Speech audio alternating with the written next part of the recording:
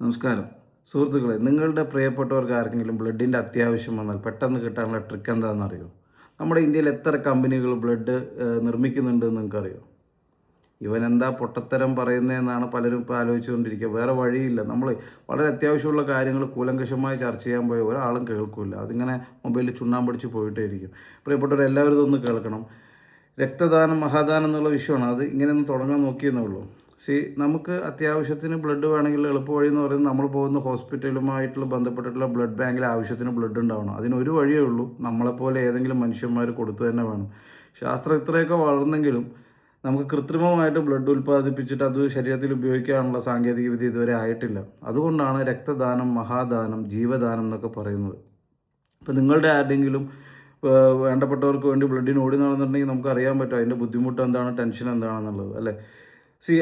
നമ്മളിപ്പോൾ പ്രസവം അല്ലെങ്കിൽ നമുക്കൊരു ഓപ്പറേഷൻ, അതല്ലെങ്കിൽ ക്യാൻസർ പേഷ്യൻസ്, അങ്ങനെ പലർക്കും ഇതിൻ്റെ ഒരുപാട് ആവശ്യമുണ്ട്. നമ്മുടെ ഒരു ഏരിയയിൽ നമ്മൾ പലപ്പോഴും ഇങ്ങനെ നമ്മളിതിനു വേണ്ടി അന്വേഷിച്ച് ആരെങ്കിലുമൊക്കെ വിളിക്കുമ്പോൾ ഇങ്ങനെ ഇങ്ങനെ ഒരു കോമൺ ആയിട്ടൊരു ഫോൺ നമ്പർ അല്ലെങ്കിൽ ഒന്നോ രണ്ടോ പേരെ നമ്പർ കിട്ടും. അവരെപ്പറ്റി നിങ്ങൾ എപ്പോഴെങ്കിലും അറിയോ?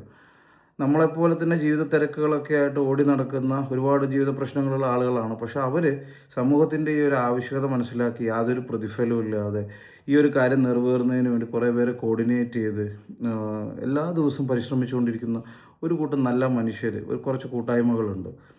അവരെ നമുക്ക് ഈ നിമിഷം സ്നേഹത്തോടു കൂടെ ഒന്ന് ഓർക്കാം. അവരാണ് പലപ്പോഴും നമ്മുടെ ഈ ഒരു ആവശ്യം നിറവേറ്റി തരുന്നത്. പക്ഷെ നമ്മളിതിൽ മനസ്സിലാക്കേണ്ട അങ്ങനെയുള്ള ആളുകളുടെ എണ്ണം നമ്മുടെ സമൂഹത്തിൽ കൂടി വരണം എന്ന് വെച്ചിട്ടാണ് ഞാൻ ഈ വീഡിയോ ചെയ്യുന്നത്. കാരണം നമുക്കിതിൻ്റെ ആവശ്യം കൂടുതലായി വന്നുകൊണ്ടിരിക്കുകയാണ്. നമ്മൾ ഈ ബ്ലഡ് നമ്മൾ ശേഖരിച്ച് വെച്ച് കഴിഞ്ഞാൽ ഇതിനെ ഒരു കുറച്ച് ദിവസം മാത്രമേ ഇതിനെ ഉപയോഗിക്കാൻ പറ്റുള്ളൂ. അത് കഴിഞ്ഞാൽ അതിൻ്റെ ടൈം കഴിഞ്ഞു.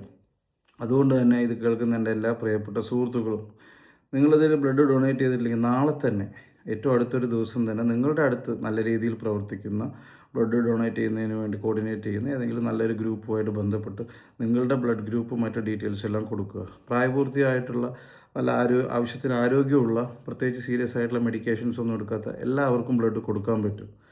സുഹൃത്തുക്കളെ, നിങ്ങൾക്ക് വീഡിയോ ഇഷ്ടമായെങ്കിൽ നിങ്ങൾ ലൈക്ക് ചെയ്യണം, സബ്സ്ക്രൈബ് ചെയ്യണം എന്ന് ഞാൻ പറയുന്നില്ല. നിങ്ങൾ എത്രയും പെട്ടെന്ന് തന്നെ രക്തദാനം എന്ന മഹാദാനം ചെയ്തിട്ട് നിങ്ങളത് ചെയ്തു എന്നൊരു കമൻറ്റ് ഇതിനടിയിൽ ഇടുകയാണെങ്കിൽ വളരെ സന്തോഷമായിരിക്കും എന്ന് പറഞ്ഞുകൊണ്ട് നിർത്തുന്നു. നന്ദി, നമസ്കാരം.